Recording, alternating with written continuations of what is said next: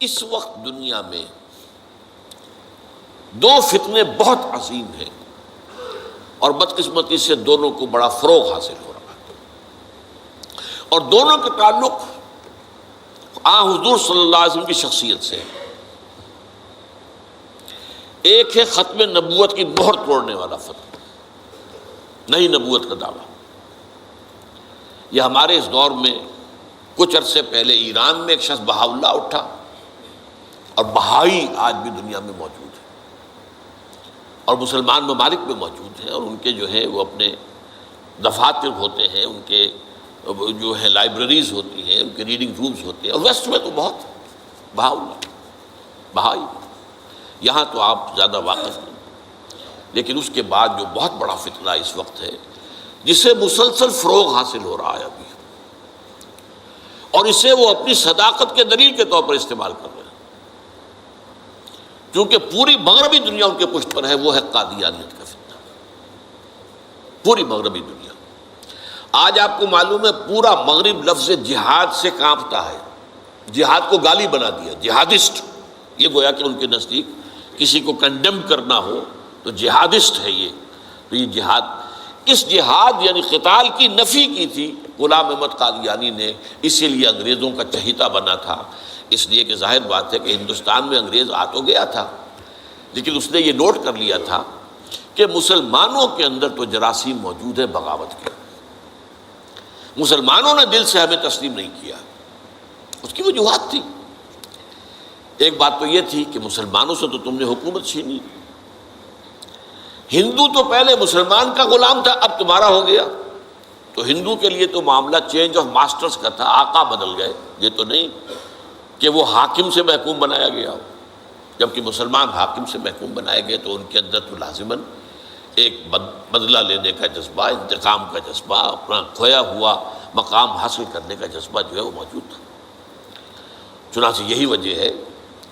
کہ حضرت سید احمد شہید بریلوی رحمۃ اللہ علیہ کی تحریک چلی، اگرچہ بہرحال مشیت ایز دی اور کچھ ان کی بھی اجتہادی غلطی سے وہ ناکام ہو گئے، دنیاوی اعتبار سے بالا کوٹ میں شہید ہو گئے، لیکن یہ ہے کہ اس نے ایک سور پھونک دیا تھا مسلمانوں کے اندر جہاد کا۔ ان کے بعد بھی طویل عرصے تک اس علاقے کے اندر انگریزوں کے خلاف جو ہے وہ جہاد جاری رہا ہے، مسلسل جاری رہا ہے، اور اس کے بعد آپ کو معلوم ہے کتنے ہی علماء تھے جو پھانسی چڑھائے گئے ہیں، جن کو جو ہے کالا پانی بھیجا گیا ہے کہ علماء نے اس کو جو ہے دارالحرب قرار دے دیا، اور دارالحرب کے اندر رہتے ہوئے مسلمان کے لیے فرض ہوتا ہے کہ وہ اس دارالحرب کو جو دارالاسلام بنانے کی جدوجہد کرے۔ یہی وجہ ہے کہ 20ویں صدی کے آغاز تک بھی ہمیں سراغ ملتا ہے وہ ریشمی رومال کی تحریک۔ میرے نزدیک جو 14ویں صدی ہجری کے جو مجدد تھے حضرت شیخ الہند رحمۃ اللہ علیہ اسیر مالٹا، ان کی ریشمی رومال تحریک جو تھی وہ یہی تھی، ایک تدبیر تھی، بہرحال وہ نہیں چلی، ناکام ہو گئی، یہ دوسری بات ہے۔ تدبیر یہ تھی کہ ادھر ترکوں سے کہا جائے اس وقت تک ابھی خلافت عثمانیت باقی تھی، یہ تو 1924 میں ختم ہوئی ہے، اور یہ میں بات کر رہا ہوں 1915 کی،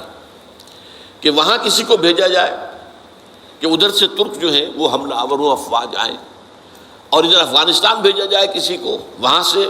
افغانستان سے مسلمان حملہ کریں اور ادھر اندر سے ہم بغاوت کریں تو انگریز کو یہاں سے اٹھا کر پھینک دیں۔ لیکن بات جو تھی، پھر میں کہوں گا مشیت ایسی کا بھی معاملہ ہوتا ہے۔ حضرت شیخ الہند خود گئے تھے ترکی سے مدد لینے کے لیے، پہلے وہاں حجاز گئے، اس لیے کہ حجاز میں ابھی مدینہ منورہ میں ترک گورنر موجود تھا، ابھی جو ہے وہ شریف حسین جو تھا جس نے بغاوت کی تھی ترکوں کے خلاف، مکے پر تو اس کا قبضہ تھا، مدینے پر نہیں تھا، تو وہاں گورنر جو ہے ترکی کے خلافت عثمانیہ کے موجود تھے، ان سے ملاقات کی اور آگے جانے کا فیصلہ بھی تھا۔ لیکن اسی اثنا میں مخبری ہو گئی، اور شریف حسین والی مکہ نے، جس کی یہ نسل ابھی تک چل رہی ہے، یہ جو اردن کا بادشاہ بیٹھا ہوا ہے، یہ اسی کا پڑ پوتا سمجھ لیجئے، یا پڑ پوتا یا سگڑ پوتا، یہ وہ نسل ہے ہاشمی، ہاشمائٹ۔ اس نے حضرت شیخ الہند کو گرفتار کر کے اور چاندی کی تشتری میں رکھ کر انگریز کو پیش کر دیا، یہ آپ کا باغی یہاں پر آ کر اور آپ کے خلاف سازشیں کر رہا ہے۔ اور دیکھیے انگریز انہیں کہاں لے گیا، مالٹا، میڈیٹرینین سی کا ایک جزیرہ، بحیرہ روم کا، آخر ہندوستان میں بھی تو واپس لا سکتا تھا، ہندوستان کی کسی جیل میں نہیں۔ اقبال کے نفس سے ہے لالے کی آگ تیز، ایسے غزل سرا کو چمن سے نکال دو، تو وہاں رکھا ہے انہیں 4 سال وہاں پر وہ، اور ٹی وی جو ہے وہ اپنی آخری حد کو پہنچی ہے تو چھوڑا ہے کہ ہماری اگر قید کے اندر یہ انتقال ہو گیا ان کا تو پھر طوفان اٹھ جائے گا۔ تو ایک فتنہ تو یہ ہے جو ختم نبوت کا، چونکہ اس قتال کے خلاف فتویٰ دیا تھا، دین کے لیے حرام ہے اب دوستو قتال فی سبیل اللہ ختم ہو گیا، لہذا انگریزوں نے ان کا چہیتا بنا، ان کے فتنے، آج بھی پورا ویسٹ جو ہے یورپ میں، امریکہ میں، انگلینڈ میں آج کل ان کا مرکز ہے، اور ان کے خطبے جو ہیں اس کے امام جو کہلاتا ہے خلیفہ، وہ آپ کو معلوم ہے کہ وہ سیٹلائٹس کے اوپر جو ہے وہ نشر ہوتا ہے۔ دوسرا فتنہ جو ہے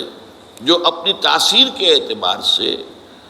اس پہلو سے اس سے بھی زیادہ خطرناک ہے کہ وہ زیادہ پھیل رہا ہے اور اس کا ادراک اور احساس نہیں ہے۔ ختم نبوت کا معاملہ تو ایسا ہے جو اتنا واضح ہے، کسی کا نبوت کا دعویٰ کرنا اتنا واضح ہے کہ ہر مسلمان سمجھ لے گا کہ واقعی وہ تو دائرہ اسلام سے خارج ہو گئے، اور جو اسے مانے وہ دائرہ اسلام سے خارج۔ چنانچہ یہ فیصلہ جو ہے ہمارے ہاں آپ کو معلوم ہے سرکاری سطح پر، حکومتی سطح پر، ریاست کی سطح پر، پارلیمنٹ نے طے کیا کہ قادیانی خواہ وہ ربوائی ہے اصل قادیانی، خواہ وہ لاہوری ہے جو لاہوری احمدی اپنے آپ کو کہتے ہیں، وہ دونوں دائرہ اسلام سے خارج ہیں۔ لیکن یہ دوسرا فتنہ وہ ہے کہ جو اندر ہی اندر جیسے دیمک جو ہے لکڑی کو کھا جاتی ہے، ان کا یہ فتنہ ہے انکار حدیث کا فتنہ۔ قرآن مانیں گے، قرآن کو سمجھیں گے، حدیث ہاں ٹھیک ہے، حدیث اپنی جگہ ہے، اس میں اخلاقی تعلیمات جو ہیں ان کو ہم سر سے سینے سے لگائیں گے، لیکن مطاع جو ہے حضور کی ذات صرف اپنے زمانے کے لیے تھی، بعد کے لیے نہیں۔ میں نے جو آج آپ کو آیات سنائی تھی، قُلْ اطیعوا اللہ واطیعوا الرسول، اے نبی کہہ دیجئے اطاعت کرو اللہ کی اور اطاعت کرو رسول کی صلی اللہ علیہ وسلم۔ فَإِن تَوَلَّوْا، پھر اے نبی اگر یہ پیٹھ موڑ لے، فَإِنَّمَا عَلَيْهِ مَا حُمِّلَ وَعَلَيْكُمْ مَا حُمِّلْتُمْ، تو ان سے کہہ دیجئے، انہیں یہ بات بتا دیجئے کہ جو ذمہ داری ہم نے ڈالی اپنے رسول پر وہ اسی کے مسئول ہوں گے، جو ذمہ داری تم پر پڑی ہے اس کے مسئول تم ہوگے۔ وَإِن تُطِيعُوهُ تَهْتَدُوا، اور اگر تم ان کی اطاعت کرو گے تبھی تم ہدایت پر ہوگے۔ دوسرا سورۃ تغابن کی آیت میں نے آپ کو سنائی تھی، وَأَطِيعُوا اللَّهَ وَأَطِيعُوا الرَّسُولَ فَإِن تَوَلَّيْتُمْ فَإِنَّمَا عَلَىٰ رَسُولِنَا الْبَلَاغُ الْمُبِينُ، اطاعت کرو اللہ کی، اطاعت کرو رسول کی صلی اللہ علیہ وسلم۔ پھر اگر تم نے پیٹھ موڑ لی تو جان لو کہ ہمارے رسول پر تو صرف پہنچا دینے کی ذمہ داری تھی، آگے تم مسئول ہو کہ تم تک جو پہنچا دیا گیا تھا پیغام تم نے اسے قبول کیوں نہیں کیا۔ یہ جو اطاعت رسول ہے یہ دائمی ہے، یہ ایسا نہیں ہے کہ صرف حضور اس کے لیے الفاظ استعمال کر دیتے ہیں۔ وہ مرکز ملت اپنے دور میں اپنے زمانے میں مرکز ملت تھے محمد صلی اللہ علیہ وسلم، لہٰذا امیر جماعت کی حیثیت سے، امیر ملت کی حیثیت سے ان کا حکم مانا جانا ضروری تھا۔ لیکن آئندہ تو جو بھی امیر ہوگا، جو بھی مرکز ملت ہوگا، جو بھی حکومت بنے گی، جو بھی مسلمانوں میں حاکم ہوگا، ان کی اطاعت فرض ہے۔ اور یہ فتنہ اس تیزی سے پھیلا ہے، اس تیزی سے پھیلا ہے، اس لیے کہ شریعت کی بہت سی پابندیاں ان لوگوں نے اسی حوالے سے حدیث کو اٹھا کر پھینک دیا۔ پردہ کوئی شے نہیں ہے، کوئی خاص شے نہیں ہے، پردہ جو ہے یہ تو ایک خاص دور کا کلچر تھا بس۔ اب قرآن مجید کی آیات کی جو ہے وہ غلط تعویلیں کر رہے ہیں، ترجمے غلط کر رہے ہیں۔ اب عام آدمی جو ہے، عام جدید تعلیم یافتہ آدمی جو ہے اسے کہاں عربی کا پتہ ہے، وہ اسے کہاں پتہ چلتا ہے کہ یہ جو آیت کا ترجمہ کیا جا رہا ہے یہ غلط کیا جا رہا ہے، ٹیڑھا کیا جا رہا ہے۔ یہی آیات کے ترجمے میں تحریف قادیانیوں نے کی ہے۔ ان کا ایک عام مبلغ اور ان کے زیر اثر کوئی شخص آئے آپ سے بات کرے، آپ ہکا بکا رہ جائیں گے، وہ آیتوں پر آیتیں پیش کرے گا لیکن ترجمے اس کے غلط کر رہے ہیں۔ آخر وہی آیتیں ہیں جو 1400 برس تھے مسلمان جو ہیں صحابہ سے لے کر اور ہمارے دور تک علماء پڑھتے آئے ہیں، ان کا ترجمہ انہوں نے کیا۔ تو یہاں پر بھی یہ ہے کہ وہ تعویلیں غلط کرتے ہیں، اور ایسی ایسی تعویلیں کہ ذرا سے بھی عقل اگر ہوتا کیا ہے، انسان کی مت ماری جاتی ہے۔ کسی خاص معاملے میں آپ کسی شخص سے متاثر ہو گئے، اب اس کی ہر بات آپ قبول کرتے جائیں گے، اس پر جو ہے تنقیدی نگاہ نہیں ڈالیں گے، یہ کمزوری ہے۔